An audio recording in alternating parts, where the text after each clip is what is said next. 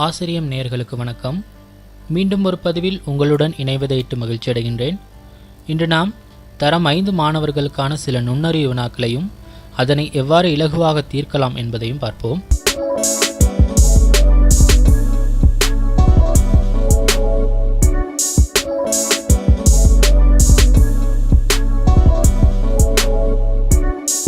உள்ளது. எனவே வீடியோவை ஸ்கிப் செய்யாமல் தொடர்ந்து பாருங்கள். அத்தோடு நீங்கள் இன்னும் ஆசிரியம் பேஜுக்கு சப்ஸ்கிரைப் பண்ணலன்னு சொன்னால் பண்ணிக்கோங்க. அப்பொழுதுதான் நாங்கள் வழங்கும் ஒவ்வொரு வீடியோவும் உங்களுக்கு உடனுக்குடன் கிடைக்கப்பெறும். ஓகே, வினாக்குள்ளே போகலாம். வினா இலக்கம் 1. 20 வினாக்கள் கொண்ட ஒரு வினாத்தாளில் அனைத்து வினாக்களுக்கும் விடையளித்தால் 100 புள்ளிகள் கிடைக்கப்பெறும். ஒரு வினாவிற்கு விடையளித்தால் 5 புள்ளிகள் கிடைக்கப்பெறுவதுடன் பிழையாக விடையளித்தால் பெற்ற புள்ளியிலிருந்து 1 புள்ளி கழிக்கப்படும். பாபு எனும் மாணவன் 64 புள்ளிகள் பெற்றானாயின் அவன் எத்தனை வினாக்களுக்கு சரியாக விடையளித்திருப்பான் அப்படிங்கிறது தான் எனக்கு கேள்வி. சரி, இந்த மாதிரி வினா வகைகள் தொடர்ந்து புலமை பரிசில் பரீட்சையில் கேட்கப்படும்.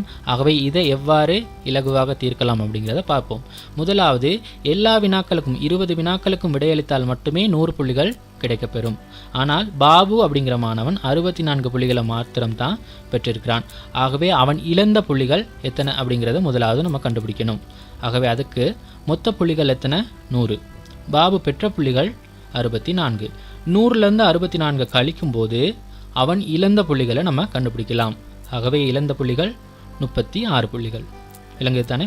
ஓகே, இப்போ அடுத்து அவன் ஒரு வினாவுக்கு பிழையாக விடையளித்தால் எத்தனை புள்ளிகள் நமக்கு கழிக்கப்படும் அல்லது இழக்கப்படும் அப்படிங்கிறத நம்ம இங்கே கண்டுபிடிக்கணும். ஆகவே சரியாக விடையளிக்கும் போது 5 மார்க்ஸ் கிடைக்கப்பெறும். ஆகவே அதே பிழையாக விடையளித்தால் அந்த 5 மார்க்ஸ் இல்லாமல் போகும். அதே அளவுக்கு 1 புள்ளி எக்ஸ்ட்ராவாக கழிக்கப்படும். ஆகவே அந்த 1 மார்க்ஸை எடுக்கணும். ஆகவே 5 3 6 புள்ளிகள். அதாவது ஒரு வினா பிழையாக விடையளித்தால் 6 புள்ளிகள் ஒரு மாணவன் இழக்கிறான். சரிதானே? ஓகே, இப்போ பாபு மொத்தமாக இழந்த புள்ளிகள் 36 புள்ளிகள். ஒரு வினாவுக்கு பிழையானால் இழக்கும் புள்ளி 6. ஆகவே இந்த 36 6ஆல் வகுத்தம் என்று சொன்னால் என்ன கிடைக்கப்பெறும்னா அவன் எத்தனை வினாக்களுக்கு பிழையாக விடையளித்திருப்பான் அப்படிங்கிறத கண்டுபிடிக்கலாம். ஆகவே 36 6ஆல் வகுக்கும்போது எத்தனை? 6 வினாக்களுக்கு பாபு பிழையாக விடையளித்திருப்பான். ஓகே தானே?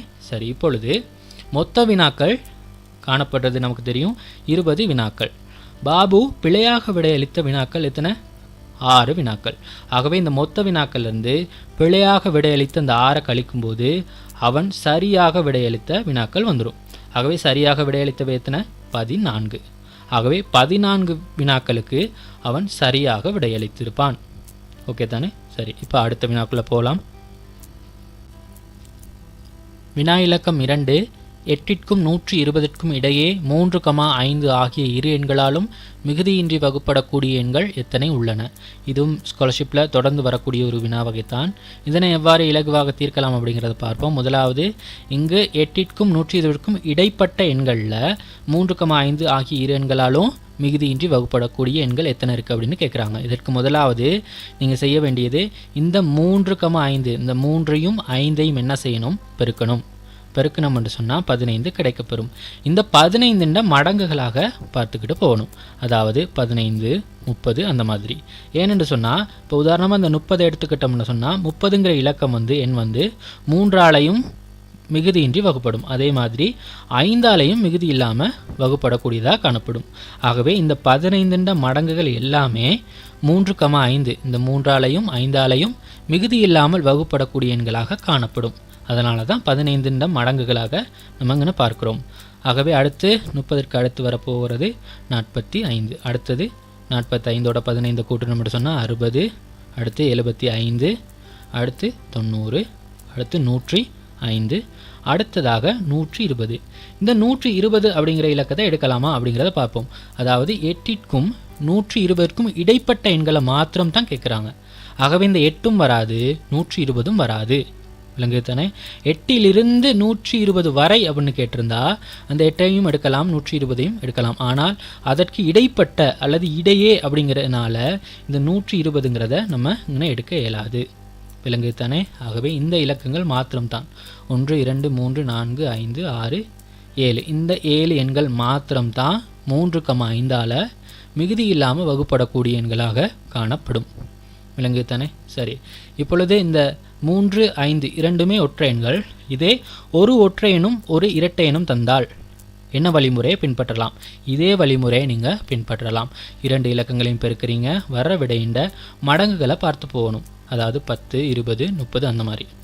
ஆனால் 2 இரட்டை எண்கள் தரும்போது, 2 இரட்டை எண்களாக கேட்கும் பொழுது நம்ம என்ன செய்யணும்னு சொன்னால், இந்த 2 இரட்டை எண்களையும் பெருக்கிட்டு வார விடையை 2ஆல் வகுக்கணும். 2ஆல் வகுத்தோம்னு சொன்னால் என்ன கிடைக்க போகுது? 4.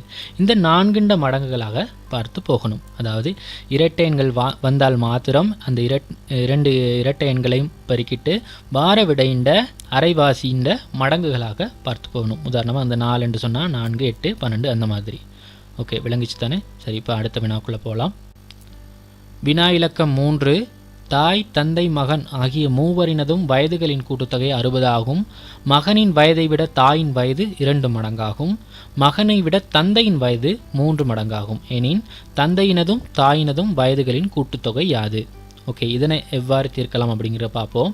முதலாவது இங்கு குறிப்பிடப்படுகின்ற நபர்கள், ஒன்று மகன், அடுத்து தாய், தந்தை. ஓகே தானே? இப்போ முதலாவது தர வேண்டபடி பார்த்தா மகனின் வயதை விட தாயின் வயது 2 மடங்காகும். ஆகவே மகனை விட தாயின் வயது 2 மடங்கு. இங்கே 1 இருந்தால் இங்கே 2ஆக காணப்படும், 2 மடங்காக காணப்படும். அதே போல் மகனை விட தந்தையின் வயது 3 மடங்காகும். இவருக்கு இங்கே 1 இருக்கும்போது தந்தைக்கு 3 மடங்குன்னு சொல்கிறாங்க.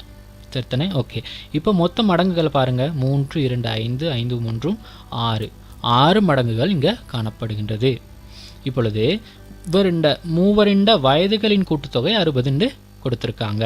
ஆகவே அடுத்து நம்ம செய்ய வேண்டியது இந்த 60 இந்த மடங்குகளான மொத்த மடங்குகளான இந்த 6ஆல் வகுக்க போகிறோம். அதாவது மூவரினதும் வயதுகளின் கூட்டுத்தொகை 60 இங்கே காணப்படுகின்றது, மொத்தம் மடங்குகள். சரியா? இப்போ வகுத்தமுண்டா என்ன கிடைக்கும் அப்படின்ட்டு பார்த்தா 1 மடங்குண்ட வயது கிடைக்கும்.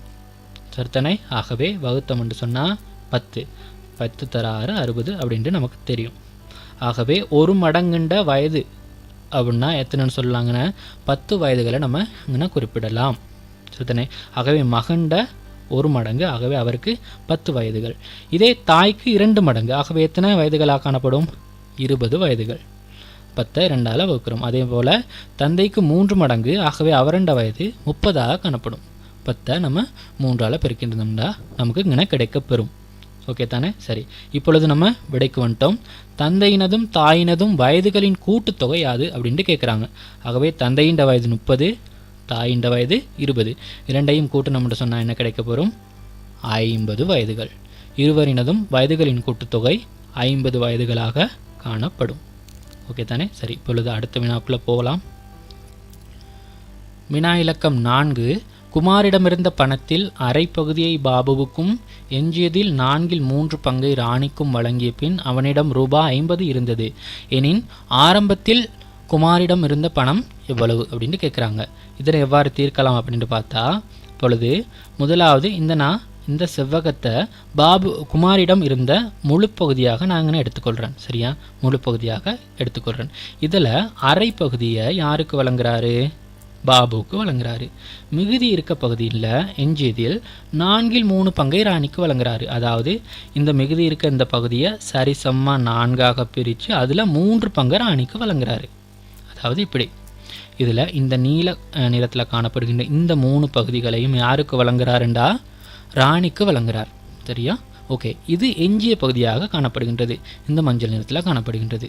சரித்தானே? ஓகே, இப்பொழுது அவனிடம் எஞ்சியதாக 50 ரூபாய் காணப்பட்டது அப்படின்னு சொல்கிறாங்க. ஆகவே இந்த 50 ரூபாய் தான் இந்த எஞ்சிய பகுதியாக காணப்படும். ஆகவே இந்த பகுதி 50 ரூபாவாக காணப்படும். இதே போலத்தான் இந்த உருவங்களும் காணப்படுகின்றது, சரிசமமாக காணப்படுகின்றது. ஆகவே இந்த ஒவ்வொரு பகுதியும் எவ்வளவாக காணப்படும்? 50 ரூபாயாக காணப்படும். இது 50, இந்த இரண்டுமே 50 ரூபாய்களாக காணப்படும்.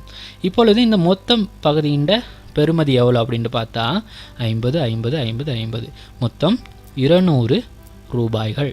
சரித்தனை? இந்த பகுதியின் மொத்த பெருமானம். இதே போலத்தானே இந்த பகுதியும் காணப்படுகின்றது, அரைவாசி. ஆகவே இதுவும் எவ்வளவாக காணப்படும்? 200 ரூபாய்களாக காணப்படும். சரித்தானே? ஓகே, இப்பொழுது இந்த முழு பகுதி தான் குமாரிடமிருந்த பணம் அப்படின்ட்டு நம்ம முதலாவது பார்த்தோம். ஆகவே இந்த 2 பகுதியின் கூட்டுத்தொகையை பார்க்கணும். கூட்டுத்தொகையை பார்த்தோம்னு சொன்னால் இங்கே 200, அதே போல் இங்கேயும் 200. ஆகவே மொத்த பகுதி எவ்வளோ? 400. ஆகவே குமாரிடம் இருந்த ஆரம்பத்தில் இருந்த பணம் எவ்வளோ காணப்படும்? ரூபாய் 400 காணப்படும். ஓகே தானே? சரி, இப்பொழுது அடுத்த வினாக்குள்ளே போகலாம். வினா இலக்கம் 5. பெரிய சதுரமுகி குற்றி ஒன்று தீந்தை பூசப்பட்ட பின் கோடுகளின் வழியே வெட்டி சிறிய குற்றிகளாக்கப்பட்டன. இதில் 2 பக்கம் மாத்திரம் நிறம் பூசப்பட்ட சிறிய சதுரமுகி குற்றிகள் எத்தனை உள்ளன அப்படின்னு கேட்குறாங்க. அதாவது இந்த மாதிரி பெரிய சதுரமுகி குற்றியை முழுவதுமாக நிறம் தீட்டப்பட்ட பின் இந்த கோடுகளின் வழியே வெட்டி எடுக்கிறாங்க. வெட்டி எடுக்கும்போது இந்த சிறிய சிறிய சதுரமுகிகள் ஒவ்வொன்றிலும் 2 பக்கம் மாத்திரம் நிறம் பூசப்பட்ட சதுரமுகி குற்றிகள் எத்தனை காணப்படும் அப்படின்னு கேட்குறாங்க. ஓகே, இப்பொழுது நீங்கள் இந்த உருவத்தை பார்த்தா அவங்களுக்கு விளங்கும். இந்த மஞ்சள் நிற பகுதியில் இருக்கிறதெல்லாம் மூலைகள். அதாவது இங்கே பாருங்கள், 1, 2, 3 பக்கங்கள் நிறம் தீட்டப்பட்டிருக்கு. இங்கே காணப்படுகின்றது எல்லாமே மூலைகள். மூலைகள் எல்லாமே 3 பக்கங்கள் நிறம் பூசப்பட்டிருக்கும். அதாவது ஒரு பெரிய சதுரமுகியில் மொத்தம் 8 மூலைகள் காணப்படும். ஆகவே 8 சிறிய சதுரமுகி குற்றிகள் 3 பக்கங்கள் நிறம் தீட்டப்பட்டிருக்கும். ஆனால் நமக்கு இங்கே கேட்கப்படுறது 2 பக்கம் மாத்திரம் நிறம் பூசப்பட்ட சிறிய சதுரமுகிகள் எத்தனை அப்படின்ட்டு. ஆகவே இங்கே பார்த்தீங்கன்னு சொன்னால் உங்களுக்கு விளங்கும். இந்த சிவப்பு நிறத்தில் இருக்கும் பொழுது இங்கே பாருங்கள், 1, 2, 2 பக்கம் நிறம் பூசப்பட்டிருக்கு. இங்கேயும் 1, 2, 2 பக்கம் நிறம் பூசப்பட்டிருக்கு. இந்த விளிம்பில் மாத்திரம் 2 சிறிய சதுரமுகிகள் 2 பக்கங்கள் மாத்திரம் நிறம் பூசப்பட்டிருக்கு. ஓகே, இப்பொழுது நம்ம இதை எவ்வாறு தீர்க்கலாம் அப்படின்னா, ஒரு விளிம்பில் பாருங்கள் 2 சிறிய சதுரமுகிகள் 2 பக்கங்கள் மாத்திரம் நிறம் பூசப்பட்டிருக்கு. ஒரு விளிம்பில் 2 சதுரமுகி குற்றிகள் இருக்கும் பொழுது மொத்தம் இந்த சதுரமுகியில் எத்தனை விளிம்புகள் காணப்படும்? 12 விளிம்புகள். ஆகவே 12 விளிம்புகளில் எத்தனை சிறிய சதுரமுகி குற்றிகள் காணப்படும்? 24. ஆகவே அந்த 24 குற்றிகள் மாத்திரம்தான் 2 பக்கங்கள் மாத்திரம் நிறம் பூசப்பட்டதாக காணப்படும். ஓகேயா? சரி, சதுரமுகி தொடர்பான இந்த மாதிரி வினாக்கள் உங்களுக்கு மேலும் தேவை அப்படின்னு சொன்னால் நீங்கள் கமெண்ட் பாக்ஸில் கமெண்ட் பண்ணலாம். இது தொடர்பான ஒரு தனியான வீடியோவையும் எங்களால் உங்களுக்கு வழங்க முடியும். பரிசு நிமிடம். ரீலோட் வாய்ப்பை வெல்லுவதற்கான வினா: கீழேயுள்ள பெரிய சதுரமுகி குற்றியானது தீந்தை பூசப்பட்ட பின் கோடுகளின் வழியே வெட்டி சிறிய குற்றிகளாக்கப்பட்டன. ஒரு சிறிய குற்றியின் ஒரு பக்கத்திற்கு நிறம் தீட்ட 2 மில்லிலிட்டர் தீந்தை பயன்படுத்தப்பட்டது. எனவே 2 பக்கம் மாத்திரம் நிறம் தீட்டப்பட்ட சிறிய குற்றிகளுக்கு எத்தனை மில்லிலிட்டர் தீந்தை பயன்படுத்தப்பட்டிருக்கும்? ரீலோட் வினா திரும்பவும். கீழேயுள்ள பெரிய சதுரமுகி குற்றியானது தீந்தை பூசப்பட்ட பின் கோடுகளின் வழியே வெட்டி சிறிய குற்றிகளாக்கப்பட்டன. ஒரு சிறிய குற்றியின் பக்கத்திற்கு நிறம் தீட்ட 2 மில்லிலிட்டர் தீந்தை பயன்படுத்தப்பட்டது. எனவே 2 பக்கம் மாத்திரம் நிறம் தீட்டப்பட்ட சிறிய குற்றிகளுக்கு எத்தனை மில்லிலிட்டர் தீந்தை பயன்படுத்தப்பட்டிருக்கும்? உங்களுக்கான அறிவுறுத்தல்கள்: வெற்றி பெறும் நபருக்கு ஆளுக்கு 100 ரூபாய் வீதம் மொத்தம் 500 ரூபாய் ரீலோட் பரிசாக வழங்கப்படும். மேலும் ஆசிரியம் சேனலுக்கு நேயர்கள் சப்ஸ்கிரைப் செய்திருக்க வேண்டும். நேயர்கள் தமது விடைகளை வழங்கும் போது தமது பெயர், இடம், தொலைபேசி இலக்கம் மற்றும் விடை என்பவற்றை கமெண்ட் பாக்ஸில் குறிப்பிடுதல் வேண்டும். வெற்றி பெற்றவர்களின் விவரம் 2020 7/31 அன்றைய தினம் எமது யூடியூப் தளம் மற்றும் எமது ஃபேஸ்புக் வலைத்தளம், அத்துடன் எமது இணையதளத்திலும் காட்சிப்படுத்தப்படும். வெற்றி பெற்றவர்களுக்கு தனித்தனியாகவும் அறிவிக்கப்படும். ஓகே, வீடியோ பிடிச்சிருந்ததுன்னு சொன்னால் வீடியோக்கு ஒரு லைக் போடுங்க. உங்களது கருத்துக்களை கமெண்ட் பாக்ஸில் பதிவாக குறிப்பிடுங்கள் மற்றும் ஆசிரியம் சேனலுக்கு சப்ஸ்கிரைப் செய்து கொள்ளுங்கள். நன்றி.